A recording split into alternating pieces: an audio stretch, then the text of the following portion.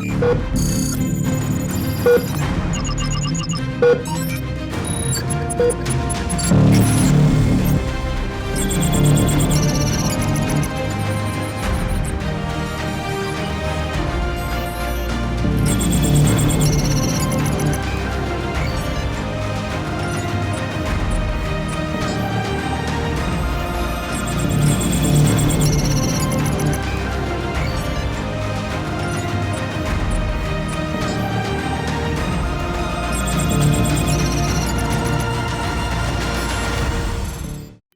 wonderful viewers. Welcome to the Health Hour on Anidi TV. Today we will be discussing a very interesting topic that will benefit you, that will benefit me and the whole community. We'll be looking at the importance of exercise in chronic illness, and our main focus will be childhood obesity. We have with us today Dr. Mayukh Bhattacharyya. Dr. Mayukh has been practicing for the last 25 years, and he specialises in general medicine, orthopedics, and sports injuries. He has special interest in exercise and diseases process. He is currently working to integrate a model in primary and secondary care sector to minimise obesity and chronic illness. Last year, Dr. Mayukh presented a paper in the European Sports and Exercise Medicine in Dublin with a focus on pregnant women and the behaviour towards exercise. Dr. Mayukh has published several articles which you can find on Google. Welcome to the show, Doc. Thank you very much. So, like I said before, today our main focus will be on exercise and childhood obesity. Good. So, Doc, when we say, I know most of our viewers will know what obesity is. That's correct. But just for the benefit of everyone watching, when we say obesity, what do we really mean by obesity? Now, obesity is a big term, and it is the end of a process. Mm-hmm. Normally, we should have a height and weight matched to a particular individual. Okay. And especially in children, we follow their growth pattern, say 0 to 5 years. We follow when they are born and how they are carrying. We call road to health. So not individual weight. This is a figure. You get it from weight and height matching together. Okay. Now, people should be in the healthy zone, and that varies from population to population, ethnicity. For example, a British Caucasian young boy would be different than a South Asian family. Right. Then you come back from healthy weight to overweight. That means something like in a traffic light system, healthy weight means green, everything is perfect. Okay. When you come back to, we could say, heavyweight or overweight, then you become amber. Okay. And then from there, you move into category called obese, Which is the red zone. Why we are so interested? First of all, I must be honest with you, this matching figure, which you normally call BMI, is not a true measure of anything. Okay. But it gives you some kind of indication that we are not right. As a parent, I always tell, we need to move back a little bit, because if your mind is blind, even if you have a good vision, you can't see. Right. Now, obesity is no more a little problem.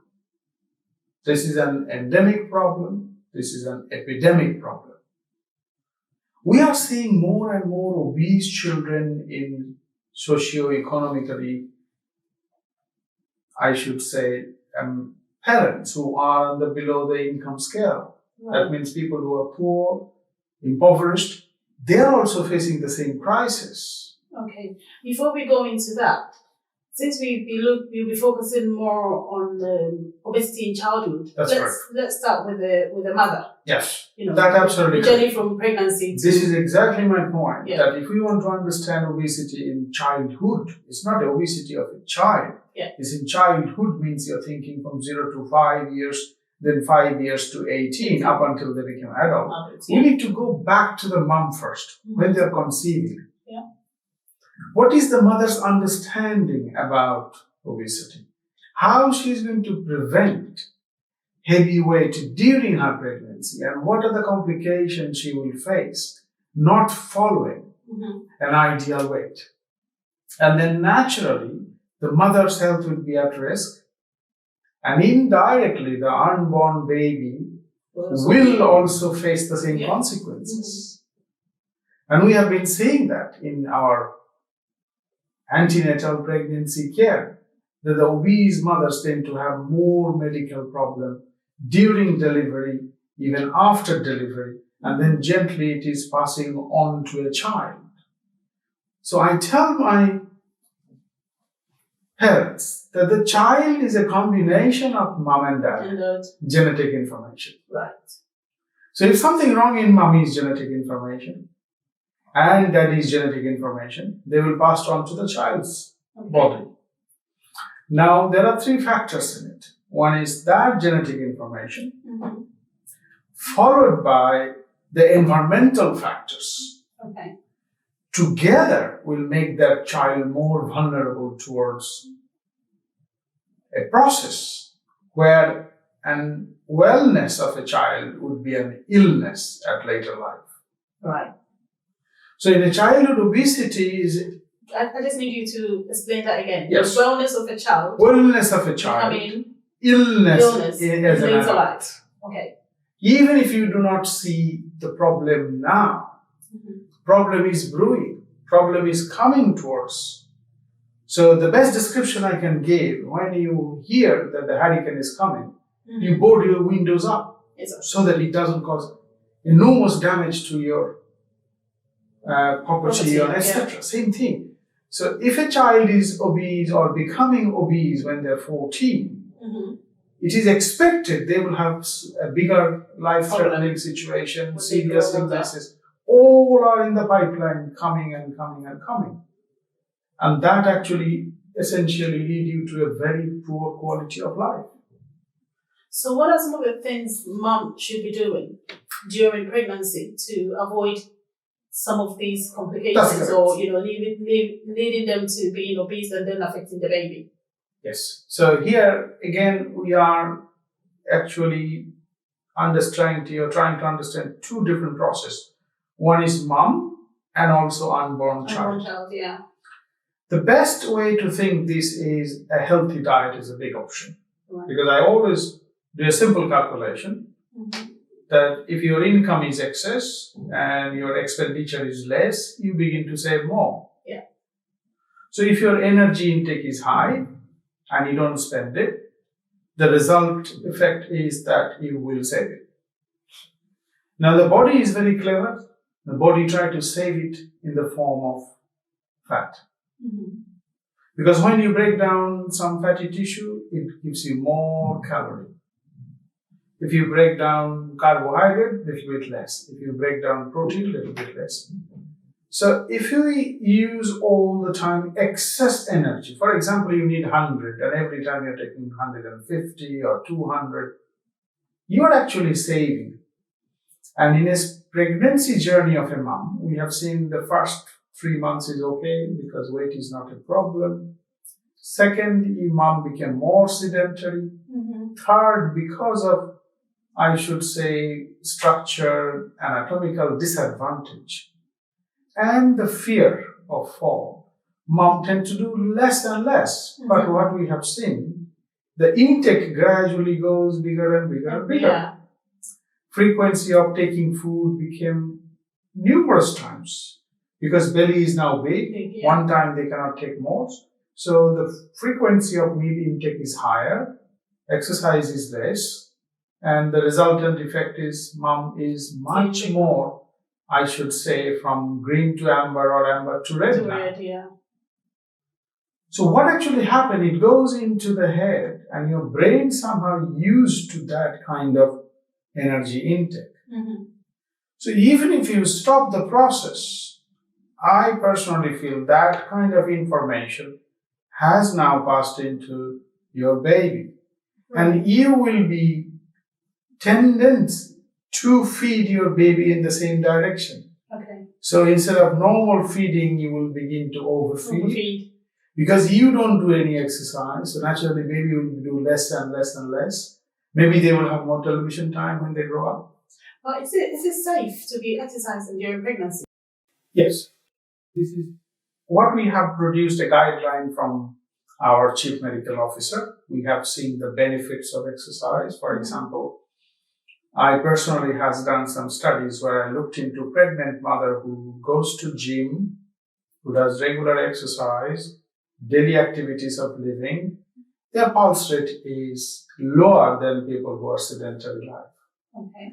We begin to see the impact on diabetes. Moms who are very active, very careful, they have less tendency to develop diabetes during pregnancy. Okay.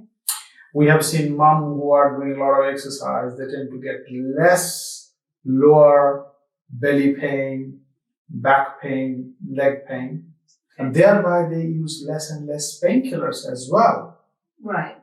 And if I take this to the last term of their pregnancy, we begin to see the mom who does a lot of core exercise and etc.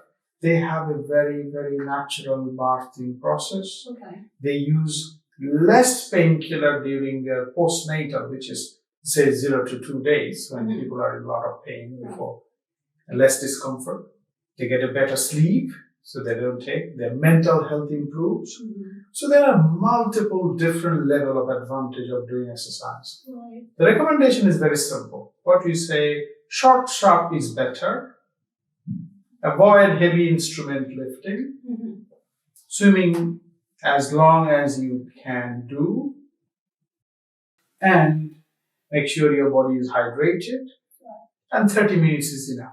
So 150 minutes per week. So you don't really need to do any strenuous exercise. That's correct. Yeah. Because also it is physically very uncomfortable to do strenuous, but even if you, and there are so many apps available, if you just do your step counts, that's enough. Okay. For example, you do 5,000, if possible you could do 6,000. Or if you do 5,000 over, say, 20 minutes, try to do it in 17 minutes. Okay. What we always say, exercise should be to the point where heart is a little bit uncomfortable. That means you're encouraging heart to pump much more effectively. Okay. So the way I tell people that heart is something like your pump in a central heating system. So the more effectively they pump, even if it's in the attic, one radiator, that will be still warm. But if it doesn't pump and you stretch your one pump to multiple areas, pump will be ineffective. So as the body surface becoming bigger and bigger and bigger, same little pump, which originally designed, for example, for 80 kilograms, cannot function when the body is 120 kilograms. Because that pump has to work harder. Has to work harder, yeah. So this way is very, very important if the mom who are really worried about their children obesity, they should think from at the time of pregnancy that how I should change my behavior, how much I can take as a little steps. I'm not saying that you have to keep running on the pavement, just simple tasks, less television time, do a bit more shopping, light shopping, taking other children to park for just walk. So this natural connection will encourage your body to have a better flow, improve appetite, better sleep, better pain control, and overall. So talking about behavior as well, in terms of eating habits, because I can't remember when I was pregnant, you feel hungry constantly, like I eat 1 minute, I'm hungry again. Yes. So how are you able to control all these things if you're constantly eating? Yes.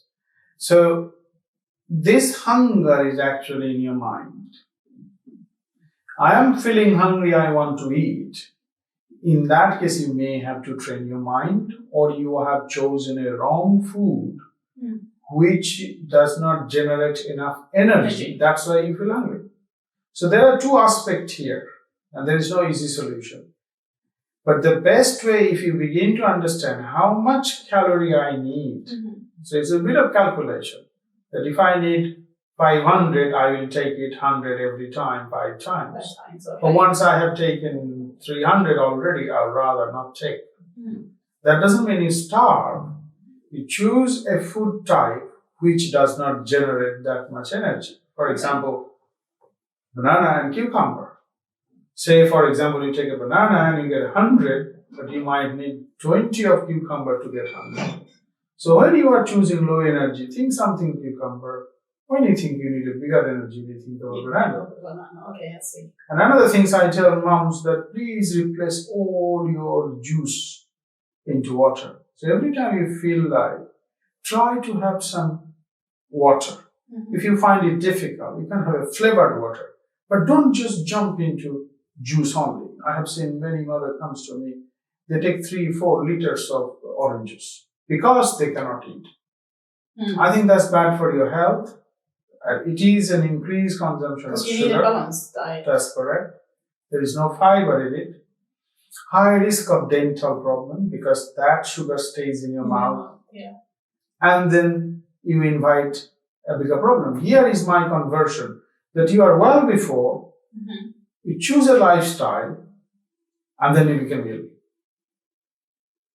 So what all we have to try is how to balance that thing, that we should enjoy our meal, we would like to eat whatever you want to eat, but at the same time, a little bit aware that if I overindulge, the problem is coming. And that will lead to multiple problems. For example, societal loss, your health, and indirect effect, economic burden, financial burden. So it's a greater impact, and I think it's a ripple effect. It's not just child is obese or the children are obese. There is a greater impact in all of us. Okay. So now mother have looked after themselves. They've gone through the whole pregnancy process. Now baby is here. That's correct. So now the process begins. Mm-hmm. Now the baby is born. I told you before, it's a combination of father and mother genetic information, which we don't have too much to do because you cannot change those genetic information because you don't do gene typing or editing or etc. Exactly. So we have what we have. But what we can do is limit the environmental influences. Mm-hmm. Here, mom has to choose the right food for the baby. Mom has to think, so I'm not going to overfeed my baby. I need to have a baby playtime, for example. 3 hours, baby should be on the floor, kicking the leg. Mm-hmm. Not just hold the baby in a buggy and then just sit at home, watch television, listen to music. You need to be active with your child, play with the child, paint with the child, give them bath, let them crawl more, and avoid electronic gadgets to actually shut them off. I think that's quite a difficult one. Correct. Thinking about our generation now and computer games and, being addicted to all these tablets. That's correct. Which starts right from childhood. And you have seen the lots more research are coming out now, the children who are spending more time with electronic gadgets become hyperactive, inattentive, they are losing the social skill, they are facing issues with anger management, a lot of disturbed behavior coming. I particularly think probably the brain development is somehow compromised because we begin to see the impact in lots of studies that when somebody is doing some exercise, the brain recognizes that better way. Their postural control is better in elderly people. Right. Even children who have spent this kind of time, their brain development is better rather than institutionalized children. But I know parents who will argue on this and say, they see kids who can use the tablet at a very early stage to be smart. And they will encourage that. This is exactly right what you are saying. We are not fighting with the mom. We are taking the mom and dad view into it. Mm-hmm. We are not against IT. Right. We are not against tablet. What we are trying to say, there should be a limit. I have children coming to our clinic. During the 10-15 minutes consultation, child is still with an iPad. Mm-hmm. When you ask them how many hours, one dad told me 9 to 10 hours a day on an iPad, 4-year-old. For the child? 4-year-old child on an iPad, 9 to 10 hours. I think that is a recipe for disaster in future.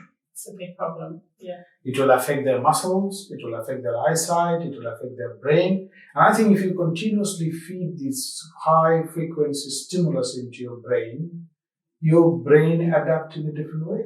Mm-hmm. It is okay when they're adult because they know when to stop and when to shut. But a child brain is not educated that way yet. Right. So his brain get adapted to that mode, which will definitely in future bring more trouble. Right. In future, it's going to bring more trouble. Now, I've heard some mothers say they love chubby babies. Right. And they tend to overfeed their children. Mm. What advice would you give to such people? Because it's very I think hard to take. That's correct. I think this is a fundamentally flawed idea that if my baby is chubby in a sense, I can think it is overweight or obese. Chubby baby also means that they are healthy weight. Yeah. Many studies have shown that excess weight is bad news. Yeah. So if mom encourage herself and their children to be chubby, I think this is fundamentally flawed idea. Like if you say mom doesn't want any immunization, we have seen immunization over the years saves millions of children. Yeah. So same thing, maintaining a healthy weight is always a good option. Choosing a wrong option, making your child basically in a simple term, making them fat, it means you are inviting problem. Please, don't bring crocodiles in your bedroom. Don't bring crocodiles in your bedroom, parents. I think apart from, having this from home, from the early stages where mothers are overfeeding their children adapting to that habit of, eating lots instead of maybe having smaller portions. Yep. Does peers also affect the habit of children and how they eat? Yes. So let me give an example. I was invited in a children's birthday party, and there are 10 different food I saw.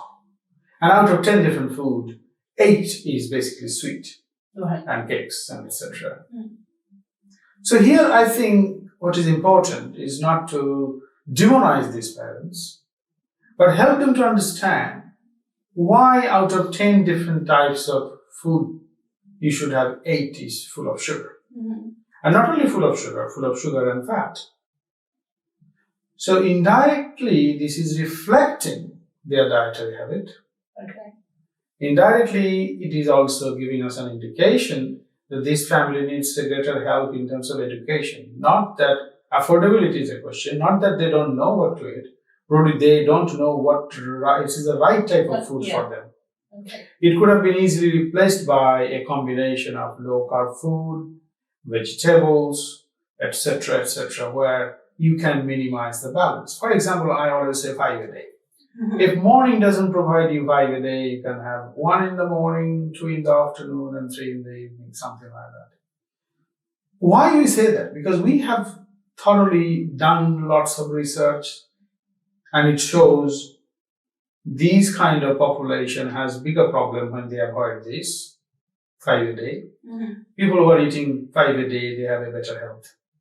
Better health means everything: spiritual health, mental health, physical health, social health, everything. For example, good diet. Good diet is indirectly, it helps families' emotional bonding. Moms are all busy. Dads are busy. But if they could manage 20 minutes sitting together, having a nice meal, and together they prepare the meal, it is actually a good family bonding. And I think the difficulty is the working pattern. I understand that, but the question is, we all should try to tease out few minutes, few hours for the family. Right. And I think that's where the work-life balance comes. And in the beginning, what I just said is all starts from your mind and psyche. If your mind is blind, your eyes cannot see. And that is exactly the reason I think what you are doing a great service to our mankind, helping them. You're sort of lifting the lead and showing them the bag of worms to avoid, which can come out very soon, and choose the right type of life. The educations are there, message are there, superstores are there, but we need to encephalize. We need to take everything into our brain, make it a habit. Monday maybe sugar-free day would be a good idea. And people can have in their life one day sugar-free life, one day dairy-free. I wish I could adopt to that kind of system of having the sugar-free day and then having this, it's great. I think it would be great if we're able to do that. But it's still, I know people are still going to struggle, because when you look at your work pattern, you look at your partner's work pattern, times that you have to sit down to have meals, times that you have to plan for a healthy meal, because then we tend to always go for takeaways, fast food, and which are not good for our health. So I think work and life balance is quite a big issue when it comes to choosing the right type of food, the right type of diet. Yes, you are absolutely right. Here is called work and life balance. So if you understand the meaning of work and life, you put a difficult question, but you know what life means. Yeah. Life doesn't mean taking your child to McDonald's or Pizza Hut or something. Life means that is also a life when spending a bit of time to your child, giving them a leaflet, say, babies, have you taken this for food? Asking them, okay, fine, in the evening you may not have time, but you can always have a packed lunch where it will be low sugar, high fiber food. For example, a couple of carrot sticks. Please don't put Mars bar in it as a food. So put some couple of carrot sticks, couple of nuts. A lot of mummies are very good in making cakes. You can make cakes with low sugar than the outside. Child will enjoy. Tell your child to decorate those things without sugar icing. Making maybe with that a bit of fresh fruits. So if you do that little change, you will see it will lead a bigger change in their life. Okay. So by giving them no hug because you're so busy, you give them a hug of sugar, that actually kill their life or shorten their life. Right. So I tell all my mom and dad, they don't give them a sugar hug. Just give them a glass of water and hug your child, take them to park and run. They will be as good as gold. They'll be as happy as you are giving them a bigger prize with a big bottle of Coke and a pizza. Right. We need to come away from that fast food and sugar-rich food, to be honest. Okay. And another thing that bothers me is, I think most of the time we see in ethnic minorities and mostly in the Black communities, we have a higher percentage of children who are obese. Obese, yeah. Why is that? Is this something linked to do with culture? There are some studies in UK we have seen, especially with the Royal College of Child Health and Family Health, that when people are very low in terms of their earning power, right, they try to choose food which is usually high calorie. So, for example, when you earn less money, you can buy a bag of chips, say £1, and that will last for, say, 3 days. But if you try to buy a bag of peas for your children, that might cost you £5. So economically, it's not very feasible. Okay. That's number one. Second things what we see, they are congregated sometimes into a narrow area, and sometimes their own type of food has more carb. But that was probably originally designed when back in those days people used to take a lot more physical activities. Say, for example, you can have a piece of bread versus a big pot of yum. But that time when you used to have yum, you used to walk 10 miles a day. And now you only do 10 minutes. So are you saying that diet and economic change? It does. It does vary. Go together. That is exactly the reason we are now saying that people who are into the lower income scale, their children are more obese because they are choosing wrong type of food and lack of physical exercise. Because some of these foods are essentially cheaper. And it's cheaper and easy to consume. Okay. So if you want to choose for 5 a day fruits, then it becomes very expensive. So it is a question of affordability. But we have to strike a balance, and the balance only comes by the right education. Right. So I think, what you just said, that's mainly based on economic and how much you earn and, how much money you've got. But culturally, that's the type of food we eat. Yes. Based on our culture. Yep. Affects our It is. Yeah, that's why we also see that certain cultures, certain diseases are more prevalent. For example, I give you in London, the South Asian communities have more chance of type 2 diabetes and also liver disease because type of oil they use and type of food they consume. If you see a typical diet, 80% is carb and there are a lot more refined sugar also in their food. Right. So that's why we are seeing more and more South Asian people in mid-40s developing diabetes, which is completely... And this is from childhood. That's correct. And if you look into their weight, I have followed one patient for 40 years. So when he took probably 11 years from healthy to overweight. And from overweight to obese, he just took 5 years. And then he found it extremely difficult to shed pounds off from his body. Yeah, so it's always easy to put on that. That's correct. Is it? Yes. Yeah. That's why we said that it is better to have a right kind of lifestyle. And here comes again the education. Right. So now let's look at the child, growing up. How does obesity, if there is a child who is obese, how does this impact on their physical life, their mental state of health, and intellectual-wise, their social life? How does this... Look at this child as a human being. When he sees in his class, he is very obese. Yeah. The first thing he does, he isolates himself. He doesn't want to mix with people. Yeah. Because he feels he's behind. He's lagging behind. He cannot run like his mate. Okay. So it starts playing from their mind. So this is a child in the beginning, they may develop anxiety. Poor school attendance. Okay. Let me stop you there whilst we take a quick commercial break and then we'll join you back soon. Thank you very much. Yeah. Maintaining a presence at the forefront of a global issue with the desire to help others come to a resolve in personal and business affairs is why Andy D Legal and Immigration Associate was established.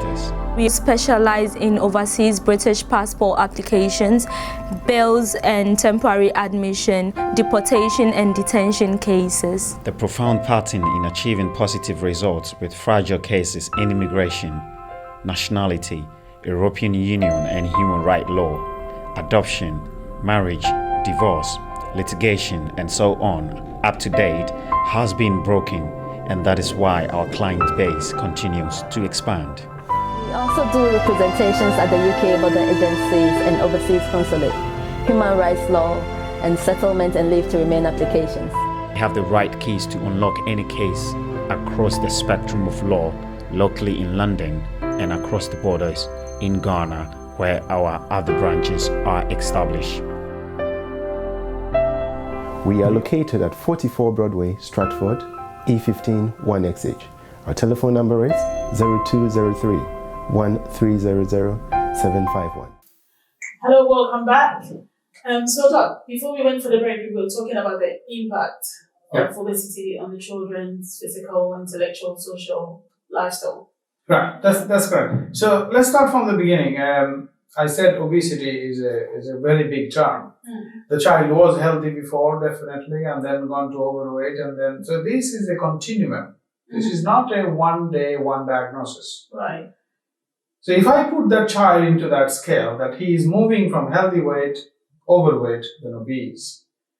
After that, he reached the end point. We, as a mother, as a parents, as a teacher, as a society, as a doctor, we all failed. Yeah. We did not assist him in the journey. So here I say to the parents that, look, life is a journey. And in that road, you are alone, but there are multiple lampposts. If there is no lamppost, that journey is extremely difficult. You fall down. You don't get up, end of your road. But when there is a light, even if you fall down in a bend, you get You up get up, yeah. and you move. Life continues.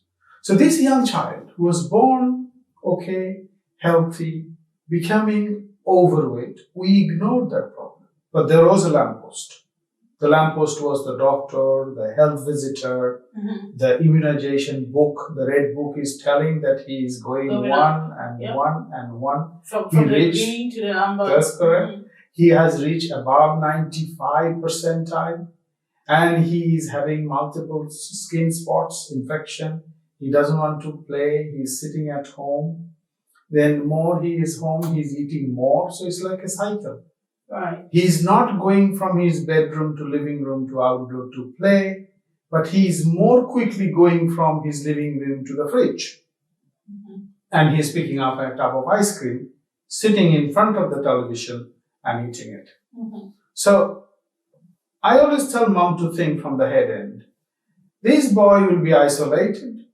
That will lead to his emotional and mental health issues. That is going to lead to poor concentration because his eating habit is poor. Yeah. His I brain mean, you will did be... mention earlier about a child being in class and seeing themselves to be That's bigger right. than everybody. And also he will have very poor self-image. He will be running around like other children. Why? Because he has a physical ailment there. Yeah. And I tell my mothers very openly, when you go for a travel, if you have a little handbag, and if you have to carry a 40 kilo extra luggage, can you run? Can you go for it quickly? Yeah. Or is your journey very comfortable? Of course not. So what you are doing, when you have this additional 10 kilos or 20 kilos from the normal child, your knee joint when you begin to run can go up to 7 times your body weight. So imagine now you're carrying 140 kilos on your leg extra. Anybody else in this world will carry it on like that? No. So this child will then limit his physical activity. Or if he does, he will have a frequent fall. Yeah. He will break the leg. So you can see this is like a continuum process, and the dynamics is very interesting, that it begins to affect in every level. Yeah. So this is going to have an indirect impact on him. He will be socially isolated. Yeah. Naturally, he will spend more time where there is not enough interaction. He will be more watching television and book reading, etc. So the physical fitness is now going down and down and down. And that's why if you see the great philosophers everywhere, the old ancient literature, if you read, they used to say a child should play. The child should not sit at home and read continuously. Because we have seen that the benefit of exercise, even in the extreme age, that it prevents bone health, it prevents bone loss, it improves your muscle power, it improves your coordination. That's what we are seeing now in the extremes of age. Yeah. Elderly people fall. If you train them, if you do Tai Chi, all these exercises, I was watching some Japanese film and seeing how these elderly ladies are practicing certain types of movement of the body to keep them fit. So why can't we translate the same kind of activity in the beginning of your life? Yeah. So basically you are encoded. It's like something like a microchip in your head. I have to go an hour play. Whether it's an artificial environment or it's a natural environment, that's different. Yeah, so as your child develops, that's as correct. you grow. As you grow, you can pick up. You can do cycling, you can do scuba diving, you can do rock climbing, whatever. But you must have an hour of exercise close to your home or even inside the home if parents can afford. Right. There are lots of community, and I think running in the park is the best free exercise you can have. You don't need to spend a single penny. All you need Just is to walk down. just to walk down. Get out of the body, get out of your bedroom, take a bottle of water, and just run 10 minutes in the park. Short. That's enough. If a child sees his mom is doing it, if a mom takes them to shopping by walk, if it is possible, of course, these little changes, if you could get down a stop before the normal stop, that gives you another steps. That improves your circulation. And I still don't understand why people don't think this way. We have got 3 hearts. One in the chest, 2 in the legs. So that is free. I was just waiting to see where you're going to point the Yes. other 2 hearts. So if you begin to use your peripheral heart, which is in your calf muscle, Yeah. you are now additionally benefited with 3 machines for your body. But you decided not to use it. And you are expecting your heart under pressure should function very well. So you'll be stressing the one in the chest. That is correct. And we have also seen, this is a very interesting work I have done when I was doing some orthopedics, that children who are overweight, their joint surface, big joints, especially knee, the cartilage break down much faster. So if you are slim and trim and healthy weight, the problem you see on your cartilage is 30s. You see the same problem coming back when you're 22, when you're 18. Right. So you're actually repeatedly traumatizing your body from a very early age because you're hammering them down with a heavy weight. Okay. So you can see there's a direct impact on their mental and emotional well-being. There's a direct impact on their physical well-being. And then additional problem is probably brewing as you see. Does this also affect their educational level? Okay. Here it may not be having some direct link that I don't want to say that obese children are not very educated or something. What I'm trying to say is if you are obese and if you have other health conditions, you may not be mentally sound in a sense that you cannot concentrate for 45 minutes. Yeah. For example, you may have a sugar craving. So you have a very short span. Or because of the additional problem on your body, maybe your health is not good enough to take that task and do it in a particular time frame. Because sometimes the exams are nothing but functioning within a rigid time frame. Yeah. So that means you increase your stress level. It is not a lifelong learning. You have to produce something within that specific time. So maybe the lapse of concentration is a problem. Maybe that child or adolescent suffers from IBS, irritable bowel. That gives them discomfort. They cannot focus. And I always tell my patients that 3 things has to be aligned: your mind, your brain, and your body. Because if they're not aligned, now what is the definition of good mind? I cannot give it because there is nothing to measure. There is nothing to calibrate. All we have seen, they work in alignment. Yeah. If your brain does not know what body wants to do, you will fall. Or body wants to do something, brain doesn't. Brain says no. Body will fall. Yeah. So the same thing, these 3 things should be well aligned. So there is a mechanical disadvantage when you're obese. Right. That disadvantage, I think, reflects into misalignment rather than normal alignment. Now, would you say that parents whose children are obese, I don't want to say they watch them to be obese, but would you consider that to be a kind of neglect?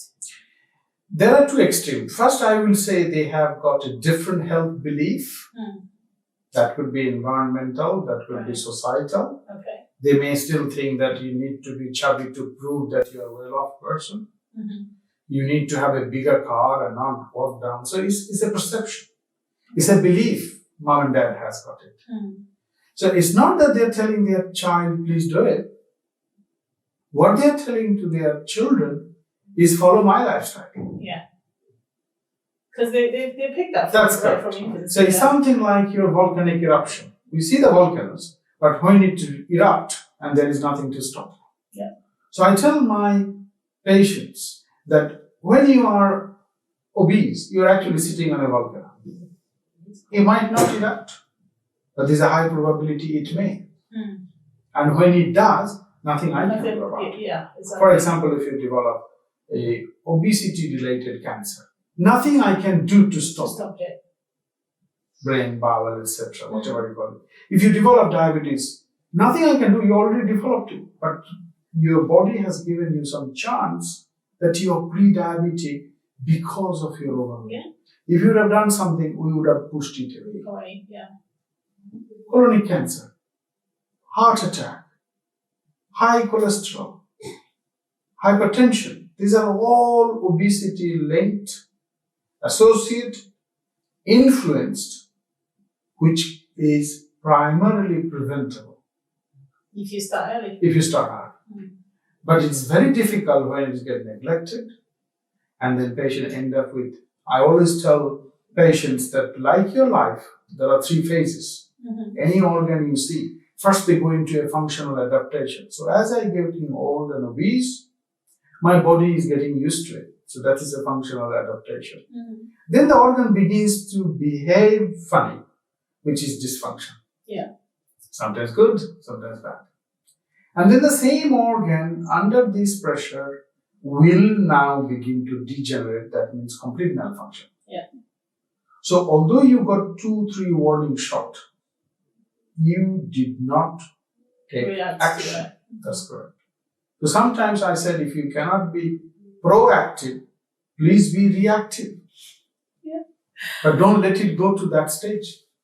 Yeah, that's a good advice. If you cannot be proactive, be reactive.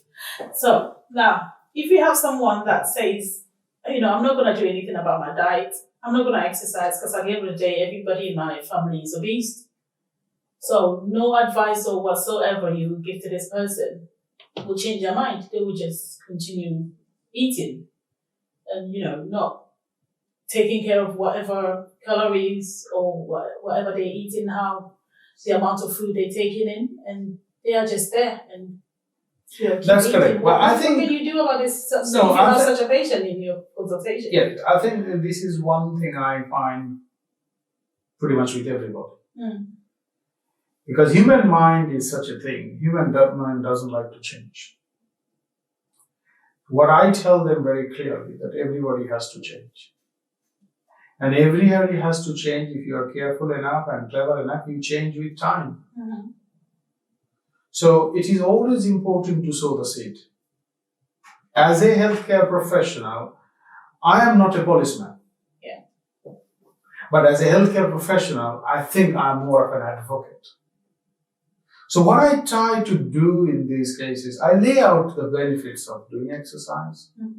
And I also encourage them to look not exercising, what is the side effect. And then I begin to see where the mind fits.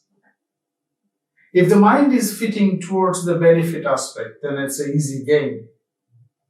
You can encourage them more and more. And if the mind is still static or towards the negative or pessimistic attitude, then sometimes a help with a psychologist does help. We can sometimes do what we call cognitive behavioral therapy. Help them to understand what risk means, what benefit means. Because at this time, it's like a word salad. Everything got muddled up and mixed up. Exactly. So does it mean, again, my primary concept I said to you, starts with the mind first, then train the brain, and then see the effect on the body. So what you are seeing is an effect, which is body, which is obesity. Yeah. But as you correctly mentioned, I go way above, which is not visualized. So starts with their mind, help them train their brain, and then see the effect on the body. Okay, so before we bring our discussion to an end, I just want to find out if you have a child who has a certain disability, which makes their eating habit very challenging as well. That's correct. As a parent, how are you able to help such a child? That's correct. So this is a very special case. It's very sad for mom and dad to go through this process. Here you have to understand that sometimes the disease process will have a greater control over the weight. Yeah. Multiple medication will have a problem. So there's no point blaming parents. Here I always work with a nutritionist or a dietitian, look into their whole profile, and then we set a program. We do a bit of calorie watch. That is it sufficient? Because some of these patients, for example, need high fat. If you withdrew that from their diet, they may have a catastrophic impact on their disease. Yeah. Okay. If you think they need high protein diet, then if you withdrew that thinking this is bad for them, then it's not right. So it is better, those individual circumstances, work closely with the dietitian and the specialist, and the parents can then have a good family meeting and they will achieve their goal, because these are highly individual targeted goals. Because you cannot expect a child who is brain dead or etc., he will go out in the park and do it. Exactly, yeah. Right? Mm.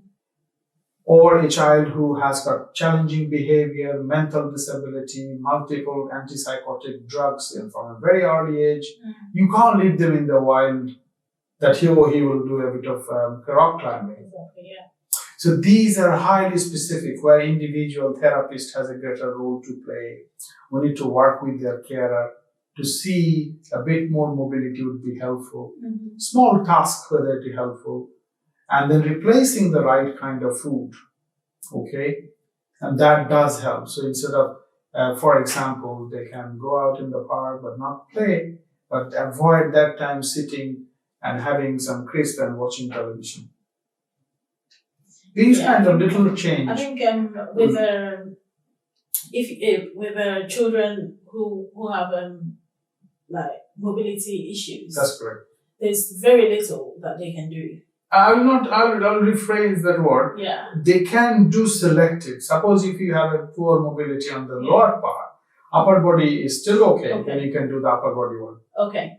If somebody has an upper body disability, then we can plan their lower body things. All right. Sometimes you can take them to water-based exercise where there is no gravity. So even if you have very weak muscle with a trained therapist and working with a dietitian, you can still achieve a reasonable degree of healthy weight. Okay. Oh, it's been a pleasure having you on the show. Thank you very much, Dr. Thank Mayukh. you very much. So, viewers, this is where time will allow us.